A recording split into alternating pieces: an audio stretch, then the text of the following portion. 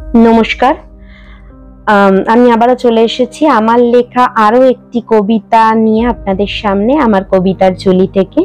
মঙ্গলবারের দুপুরে আপনারা এতদিনে জেনেই গেছেন যে আমি মঙ্গলবার আমার কবিতার ঝুলি নিয়ে আপনাদের সামনে হাজির হই। আমাকে আপনারা অনেক ভালোবাসা দিচ্ছেন। কবিতা শুরুর আগে আবার একবার মনে করিয়ে দিতে চাই, আমার চ্যানেলটি যদি কবিতা ভালো লেগে থাকে তাহলে অবশ্যই সাবস্ক্রাইব করতে ভুলবেন না। আপনারা দেখছেন, কিন্তু আপনারা যদি সাবস্ক্রাইব করেন তাতে আমি আরো উৎসাহিত হব, আরো নতুন নতুন কবিতা নিয়ে সামনে আসবো আপনাদের। যাকে বেশি কথা না বাড়িয়ে আগে আমার কবিতাটা আমি শুরু করি। আমার আজকের কবিতা প্রসব বেদনা একান্ত মায়ের। শ্যামলী আজ 8 মাস 21 দিনের গর্ভবতী। সময় আসছে এগিয়ে, সকাল থেকে এই শরীরটা তার বেজায় খারাপ। উঠতেই পারছে না, খাওয়াতেও নেই মতি। প্রথম সন্তান জন্মানোর আগে কত পরিকল্পনা করে মা বাবা মিলে। শ্যামলীর স্বামী যখন তার মনের বাবা হওয়ার ইচ্ছে জাহির করেছিল, তখন শ্যামলী বসেছিল বাটনা বাটতে শিলে। কিন্তু বাবাদের যে শুধুই ইচ্ছেটা থাকে না প্রসব বেদনা। হ্যাঁ, এ কথা ঠিক। সংসার গাড়ি হয়তো বেশিরভাগ ক্ষেত্রে এখনো, বিশেষ করে গ্রামাঞ্চলে, চালান বাবা। তবুও প্রসব যন্ত্রণাটা শুধুই মায়ের একান্ত। যন্ত্রণাটা শুধুই মায়ের একার। প্রসবের সময় অপারেশন থিয়েটারটা শেয়ার করে শুধু মা, আর আশার আনন্দ ভয় ঘিরে থাকে যাকে। শ্যামলী সময়ের আগেই মা হতে চলেছে। দুরু দুরু বুকে অপারেশন থিয়েটারে ঢুকে ডাক্তার দিদিকে বলল, ডাক্তার দিদি, মোর কিছু হবে লাই তো, মু বাঁচবক তো?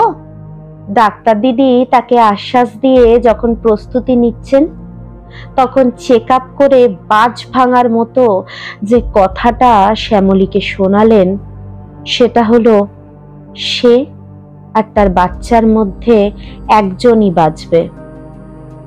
শ্যামলী তখন একটাই কথা বলেছিল, মোর যাই হয়ে যাক কিনে, মোর যাই হয়ে যাক কিনে, মোর বাচ্চাটাকে বাঁচাইলিস ডাক্তার দিদি। ওর বাবার বড় সাধ, উহার মুখটো দিগবে।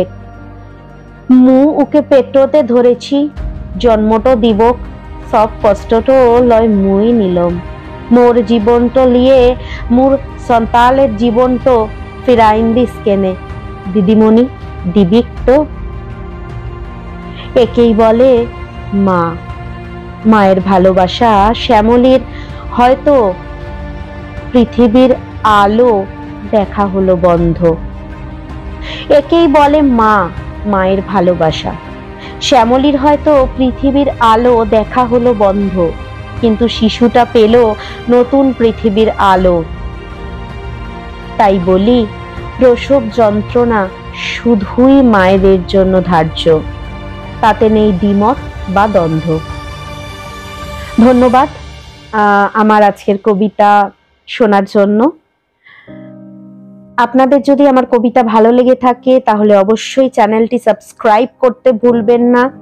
পাশে থাকা নোটিফিকেশন বেল আইকনটি হিট করে দিতে ভুলবেন না, যাতে সবার আগে আপনাদের কাছে নোটিফিকেশন পৌঁছে যায়। এবং আমার সমস্ত সোশ্যাল মিডিয়া লিংকস আমার ডেসক্রিপশনে দেওয়া থাকবে, এবং আমার ফার্স্ট কমেন্টে আমার অন্য আগের কবিতা এবং অন্য চ্যানেলের লিঙ্কও শেয়ার করা থাকবে। এবং যদি কেউ ফেসবুক পেজ থেকে শোনেন, সেখানে আমার ইউটিউব চ্যানেলের লিঙ্কস দেওয়া থাকবে, আর ইউটিউব চ্যানেল থেকে শুনলে ফেসবুক পেজেসের লিঙ্ক দেওয়া থাকবে। ইচ্ছা করলে আপনারা ওই চ্যানেলটাও চেক আউট করতে পারেন। আমার সেকেন্ড চ্যানেল অ্যাডভান্স অ্যাভিনিউ, তাতে আমার অ্যানিমেটেড কার্টুনস দেওয়া থাকে, ইচ্ছা করলে আপনারা ওটা চেক আউট করতে পারেন। আর আমার পুরনো কবিতার সমস্ত লিঙ্কস দেওয়া থাকবে, ইচ্ছা হলে সেটাও চেক আউট করতে পারেন। আর আমার আজকের কবিতা যদি আপনাদের ভালো লেগে থাকে, একটুও মন ছুঁয়ে থাকে, তাহলে অবশ্যই অবশ্যই অবশ্যই আমি আপনাদেরকে আবারও বলবো, আমার চ্যানেলটা আপনারা দেখছেন, আমি তার জন্য ভীষণ কৃতজ্ঞ আপনাদের কাছে। আপনারা মূল্যবান সময় বের করে আমার কবিতা শুনছেন, কিন্তু যদি আমার চ্যানেলটি সাবস্ক্রাইব করেন, আমার পাশে থাকেন, আমি আরো বেশি কৃতজ্ঞ হব। সো আজকের জন্য টাটা, ধন্যবাদ।